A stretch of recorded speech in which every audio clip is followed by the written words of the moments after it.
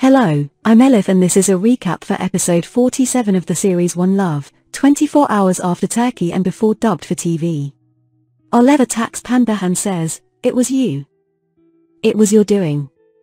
Panbeh calmly replies, "You harassed me. You called. You messaged." Olev screams, "You're a terrible person." Panbeh says, "Abdullah Khan just came home for his grandson's celebration. I told him to turn off his phone, and he did just that." Olev says, "You're lying." Panbeh says, "Who do you think you are? You're just a passing fancy for Abdullah." An hour later, when Abdullah finds out Olev has been arrested, he rushes to the police station and personally brings her back home. Omar's business meeting with Gurkam is chaotic, and Omar realizes that Gurkam is the daughter of the owner of the construction company and has been working in Dubai for years. On their way back, Olev tells Abdullah that Panbeh plotted against her. Abdullah confidently tells her that Panbeh is not capable of such things and doesn't get involved in such matters. Facing disbelief from Olev, but being sure that Panbeh wouldn't make such a mistake, she is shocked. When she arrives home, she remembers her mother and sister's words and warnings from the previous day and cries bitterly.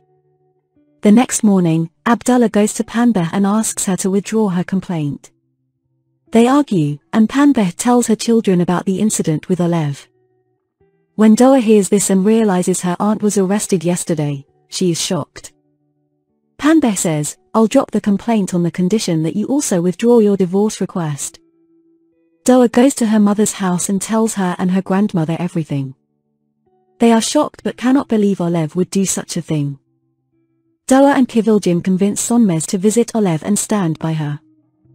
Olev is happy to see her family and tells them everything in detail. She packs her bags and says she will stay with her friend Laman for a while to be away from everything. At the company, they inform Omar that Abdullah hasn't signed the final documents, and the project is on hold. Omar goes to Abdullah's office and says, "It seems you can't make the right decisions anymore. Focus on your personal life. It's better if you retire." Abdullah angrily says, "I founded this company. I'll be at the helm until the end of my days." Omar then goes to Fateh and Mustafa and says they need to hold a board meeting.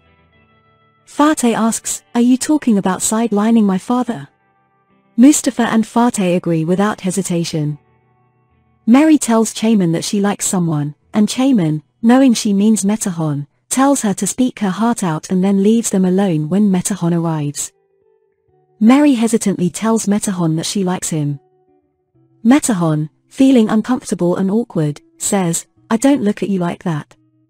Mary becomes very upset, and Metahon continues, "I mean, I don't see you that way. You're a friend to me." But Mary, heartbroken, quickly leaves. Gurkam no longer wants to attend meetings with Omar. As he ponders this, he receives an email from Omar asking for a meeting. Gurkam remembers his father's strictness, urging him not to work and to focus on marriage, even forcing him to wear the hijab to be a worthy child. The night Gurkam went to the club, he argued with his father and left the house without a hijab. Abdullah, unaware of Olev's whereabouts, goes to his house and, finding she's not there, goes to Sonmez's house. Sonmez informs Abdullah that Olev has left the country and says, "If she didn't feel the need to inform you, then you're not in a position to worry about her. You've ruined my daughter's life. Go back to your home." Doa arrives home late and says that Olev has gone to Laman's place and will be at her office for a while. Panbeh says, "They don't call it going, they call it escaping. She's made the best decision of her life." They argue back and forth, and Fateh takes Doa to her room and asks her to respect her mother's wishes. Ertuğrul and Kızılcık are out together, both happy with their friendship. Ertuğrul suggests formalizing their relationship, but Kızılcık, having had 2 unsuccessful marriages, says she's happy with things as they are and doesn't want to risk repeating past mistakes. Ertuğrul feels disappointed but doesn't say anything. Nilay and Doa are watching a TV series together, and suddenly Nilay remarks, "I think Omid's business is like the money laundering in this show." Doa, fed up with Nilay's comments, suggests she stop watching the series so much. Omid, who has recently made a lot of money, throws a dinner party for Nusama's family.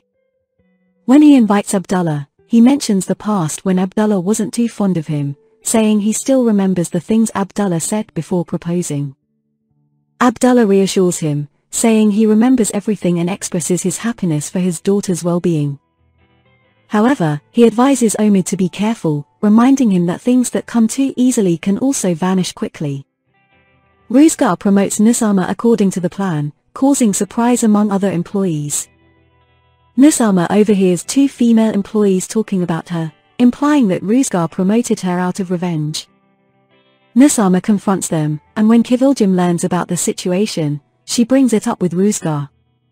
Later, Ruzgar addresses the issue publicly, asking Nusama if they had slept together. Shocked, Nusama calmly denies it, and Ruzgar explains his reason for asking, hoping Omid got the answer he wanted, implying that if the rumors were true, he couldn't have asked the question openly. During the board meeting, Omar announces his candidacy for the presidency, voting for himself and Abdullah. With the votes of Mustafa and Fateh, Omar becomes the company's president, leaving Abdullah upset. Omar follows him to talk, saying it's not a family matter, but Abdullah protests, feeling betrayed by his family's lack of support for his contributions to the company. Doa asks her mother for help with Olev's office work, but Kızılcık says she doesn't have time. Ruzgar and two of his employees come to Doa's aid instead. During their conversation, Doa confides in Ruzgar about her life struggles. Ruzgar advises her not to give up, reminding her that she's still young. Fateh enters and, seeing Cemre in Ruzgar's embrace and his proximity to Doa, becomes angry. After Ruzgar leaves, Fateh scolds Doa, expressing distrust towards Ruzgar. Doa responds defensively, questioning Fateh's credibility in such matters. Mustafa visits the doctor due to persistent pain and is shocked when the doctor reveals that he won't be able to have children. Everyone attends a dinner party hosted by Omid and Nusama that evening. Fateh announces Omar's presidency of the company. Omid suggests that if anyone needs cash, they should let him know, hinting at a possible financial difficulty. Fateh sarcastically comments on Omid's sudden affluence, but Omid accuses Fateh of enjoying belittling others. Their argument is interrupted by others present. Omar meets Omid at a club, where coincidentally Gorkum also arrives. Omar wants to talk to Gorkum and asks for a quieter place. They move to a cafe, where Gorkum shares his family issues with Omar, mentioning his father's strictness and a recent argument. Gorkum explains that he's forced to wear a hijab in front of his family. Omar expresses his concern about how the evening turned out. Abdullah reflects on recent events while in a hotel room and suddenly feels a pain in his chest, collapsing to the ground. Thank you for watching, and stay tuned for the next episode.